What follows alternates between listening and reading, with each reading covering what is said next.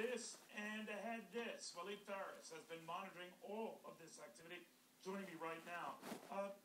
Waleed, what is your sense of how we deal with Yemen or those governments, as the governor pointed out, that might look the other way or, in fact, in some cases, even condone, support, if not indirectly finance this sort of activity?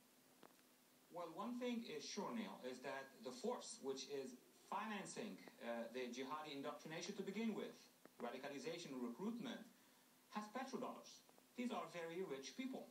Second, those who are fundraising, including in the United States and in Europe, have enough cash to move forward. So it's not a socio-economic problem, and if people are disenfranchised, they're going to become overnight suicide bomber. That's not what is happening. What is happening is the creation of radical networks, the jihadists, and that is also the fact that local governments who are receiving foreign aid from us, in this case Yemen, but other countries as well, are not doing enough, not just in stopping them, but in stopping the radicalization process that is creating them.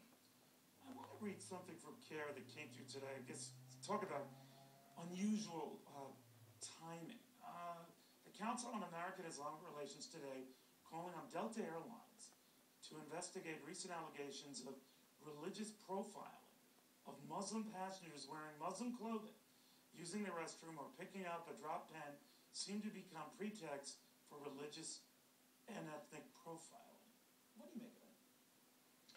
Well, that is on a different planet, in a different dimension. While we are facing the threat of jihadism, there is this whole political business in the United States by organizations that's legitimate, who claim that they represent every single member of the community in the United States, and they put pressure on the government to modify policies and therefore further their own ideological view of things. The bottom line is, it is not about Muslim politics. This is about a specific movement known as the jihadist movement. Al-Qaeda is only one form of it.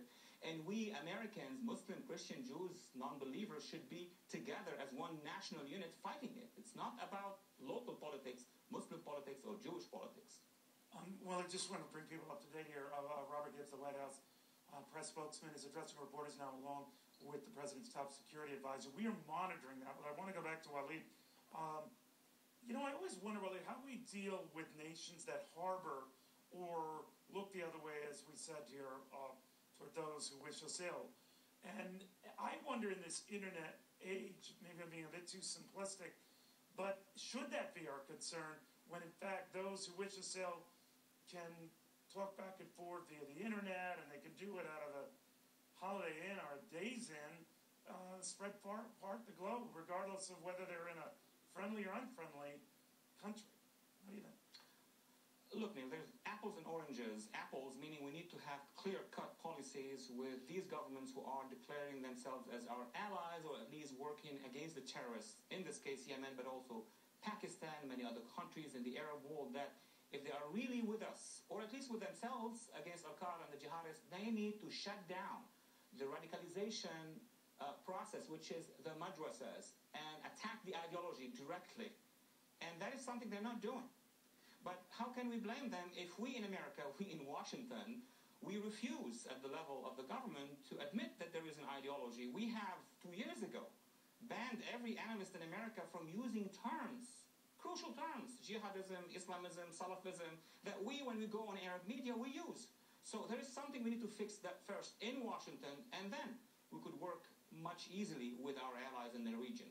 You know, one of the arguments I hear a lot from experts in the region, not quite as smart as you, but experts in the region, and one of the things they say, well, it is, well, if we get a Palestinian homeland, or if we settle whatever the long differences are between Israel and PLO, all this will go away. Do you think it will? No, that's what the propaganda of the other side is telling us. That's a decoy. Meaning, if you fix the Palestinian question, everything will look like Sweden in the Middle East. That is wrong. What would you do with Darfur? What would you do with the Kurds who have been gassed by Saddam Hussein, Syrian occupation of Lebanon, Hezbollah? There is a myriad of issues in the Middle East which has nothing to do with the Arab-Israeli conflict that we need to address anyway. But we need also to address, and mostly, the radicalization. What in the region is fueling and funding the radicalization of the mind of young people who are becoming jihadists? That is the question. And by the way, Neil, The Arab-Israeli conflict began in 1948. These guys are talking about an ideology which rose in the 1920s. So I think one precedes the other, right? That's a very good point. Why do the extremists, particularly, hate us so, want us dead so much? What's going on? I call it the jihadi chip, meaning when they were indoctrinated, and I've seen that indoctrination myself, they are told that all your problems originates from what they call the kafir, the infidel, on the other side. And it's embodied through the United States policy, Western policies, and also it is embodied through modernization and secularism. So for them to block them from moving forward, those elites, those actual authoritarian elites that have a lot of money, to block change in the region, they're creating like the Don Quixote enemies, which are the West. And that's how they hate us. That's the reason for why those who have been indoctrinated hate us, not the majority of people living in the region. You know, we're hearing from the security advisor, Brennan, that they're looking at other potential devices, other packages, so this could be a little bit more involved than we thought, Waleed. I guess what I'm curious as to, assuming this was coordinated, whether a dry run or what, but it's clear that there was a pattern here. What are we to make of that, and whether it ultimately gets connected to Al-Qaeda? Way too early to say. What are we to make of that? Look, there are a few important points, and the day is not over, the weekend is not over, and if they are thinking of putting pressure on our political process because we have midterm elections, which seems to be the logical goal of what they have been doing first today. When you say pressure, to what end? What's the outcome they would desire? The more we have political divides in the United States and the West in general, the more we are discoordinated on what to do in Afghanistan, on our homeland security, the better it is for them. Let me go to one point. Wait. I didn't mean to interrupt that point. But then, if you normally when you have heightened fears or anxiety as a result of something like this, you sort of rally around the flag, you rally around the president, you rally around, I guess by nature, the party of the president. So what are you saying? Well, basically, in their view, the president and the administration are going to present views, and the opposition are going to present other views, and it's going to boil politically to a point where we cannot rally around the president and around, conventional issues to go after that. What they don't want to see happen. We all agree on this, right? Or whether you like the president, or like the Democratic Party, or like the Republican Party, we all rally around the belief that when all is said and done, we're all Americans here, right? Absolutely. That's what we've done on 9/11. And that's what we always should do when there is a crisis like this.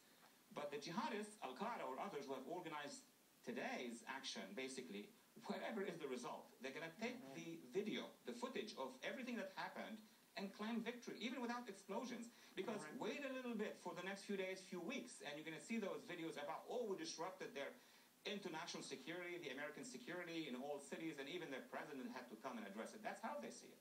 That's very interesting. Waleed, I always enjoy talking to you. I always learn a lot. Thank you very much. Waleed Fares. Thank you. Back to the White House now.